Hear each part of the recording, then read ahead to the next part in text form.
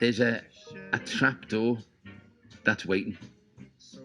And then people in the know about it, but no one wants to talk about it, and the Echo certainly won't talk about it. And that trapdoor is waiting on a court case. For certain, the comment I made about the trapdoor raised many eyebrows. That Joe Anderson, on the face of it, hasn't done anything wrong. He actually has gone through council process and has been signed off, albeit with friendships coming first. It was and has been morally corrupt. But the trapdoor was never about front-ended council policy. It was always about what happens behind that back door. How did they ensure that their friendships got looked after? And actually, with Operation Phonetic and Operation Aloft seemingly being amalgamated together by a gold commander, you then state there must be an issue of biblical proportions. It is so large that our government has had to get involved. We voted in a Labour Party, but we voted in a Labour Party which clearly has been corrupt and clearly has been of bullying nature.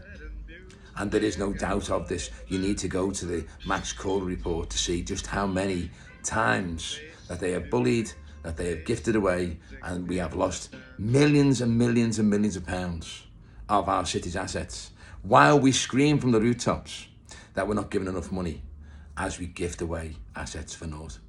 Liverpool marks only the 5th time ever that a statutory intervention into local governance has occurred, with interventions in the past never being done on the scale of a city the size of Liverpool. The very day after Kenwright presented the Commissioner's plan, it was revealed in The Guardian that Liverpool City Council may have squandered as much as £100 million through questionable transactions. Shadow Secretary of State was quick to add his 2 cents, agreeing that the report painted a grave and serious picture, commenting on Labour's wider position and backing of the government's proposal. Labour, both here and our leadership at the City Council, accept this report. About the Max Corder report, which is the government's commissioned report into the fraud and corruption in Liverpool City Council, I guess.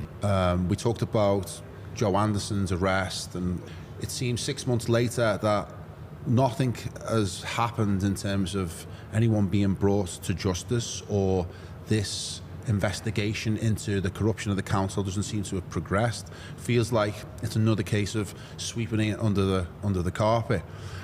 Now, in terms of the police investigation, just kind of faded off into the background. Well, the first investigation was Operation Sheridan, which was nothing to do with Joe as far as arrests goes, but Joe was questioned, and there was a non-truth that came out through the press, which was charges to do with Joe have now been dropped. Well, that wasn't the case, because Joe was never charged or arrested for Operation Sheridan, but there were various people who have now been charged for that operation. But Joe was never really the main part of that investigation. Where Joe is still under investigation is Operation Aloft. With Operation Phonetic, I believe, are joined at the hip. Based on my knowledge and understanding of the city and how its business people, gangsters and politicians have amalgamated almost into one. But that's just my view. That's not one that's based on people getting arrested for that. There was some recent arrests of unnamed people as part of Operation Aloft that I read in the Echo. Didn't say who it was, but they said it was an ongoing part of Operation Aloft, which tells me that police are still taking it serious if they're going through people's doors and arresting them. If you enjoyed this clip, you can watch the full podcast on my YouTube channel. Either search Lawrence Easement or click the link in the bio. Thanks for watching.